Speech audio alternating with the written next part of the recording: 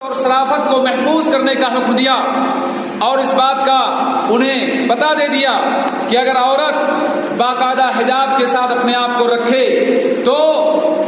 اذیت سے دو چار نہیں ہوگی۔ میں آپ کو بتانا چاہوں گا آج ہمارے ملک میں نیپال ہو یا ہندوستان ہو تقریباً تہذیب اور کلچر یکساں ہے۔ ان دونوں ملکوں میں اگر آپ غور کریں تو آپ کو پتا چلے گا کہ آج ایسی واردات سننے کو ملتی ہیں جن واردات کو سننے کے بعد انسانیت شرمندہ ہو جاتی ہے، شرافت تھرا اٹھتی ہے، حیا کانپنے لگتی ہے، اور وہ واردات جن کا اسلام میں کوئی تصور نہ ہو، یعنی بے حیائی، بے پردگی، فحشکاری، عیاشی کا راستہ کھولنے کے بعد زنا کے قریب انسانوں کا داخل ہو جانا، یہ اتنے بھیانک اعمال ہیں جن اعمال کی بنیاد پر انسان اللہ رب العالمین کے لعنت اور اس کے غضب کا مستحق ہو جاتا ہے۔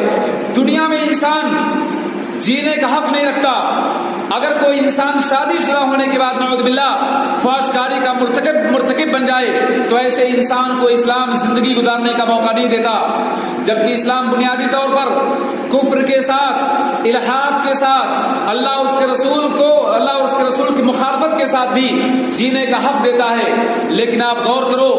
اگر کوئی انسان شادی ہو جانے کے بعد چاہے وہ مرد ہو یا عورت زنا کر بیٹھے تو ایسے مجرم انسان کو اسلام زندگی گزارنے کا حق نہیں دیتا۔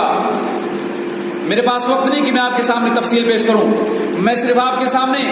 دو تین باتیں پیش کرنے کے بعد انشاءاللہ رخصت ہونا چاہوں گا۔ پہلی بات تو یہ ہے کہ آج ہم لوگ جب اسلامی تاریخ کے حوالے سے،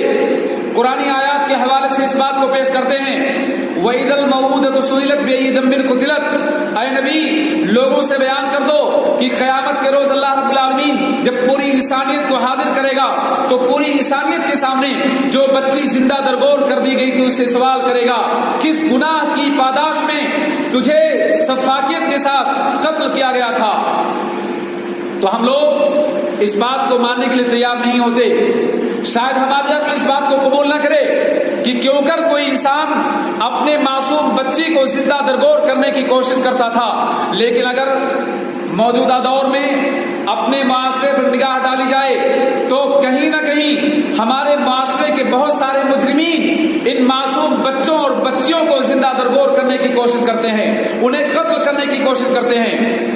میں آپ کو اس کی چند مثالیں دے سکتا ہوں۔ آئے دن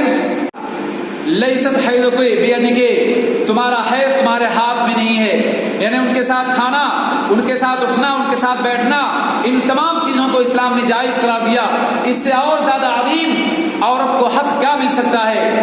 ذرا میرے بہنوں، میں آپ کے سامنے اشارے میں بات کرنا چاہتا ہوں، مغربی دنیا میں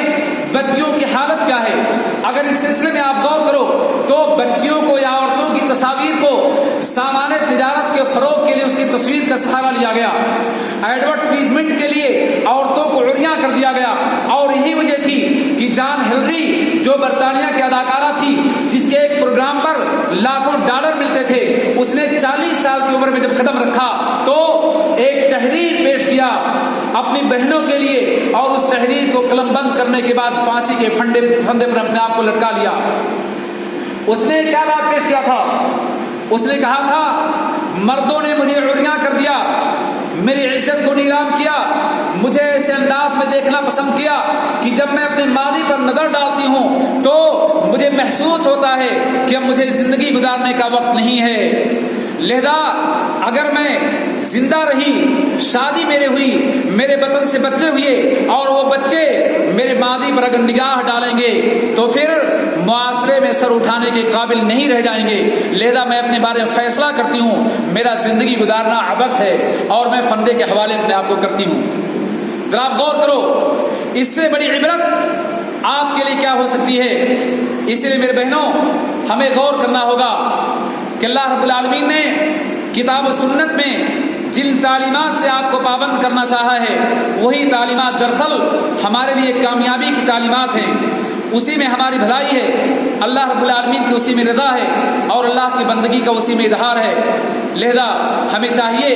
کہ ان تعلیمات کے مطابق سختی سے عمل پیرا ہوں. اللہ مجھے اور آپ کو ان بہترین باتوں پر عمل کرنے کی توفیق دے. اقول قولی ھذا واستغفر اللہ لی ولکم فاستغفروہ انہ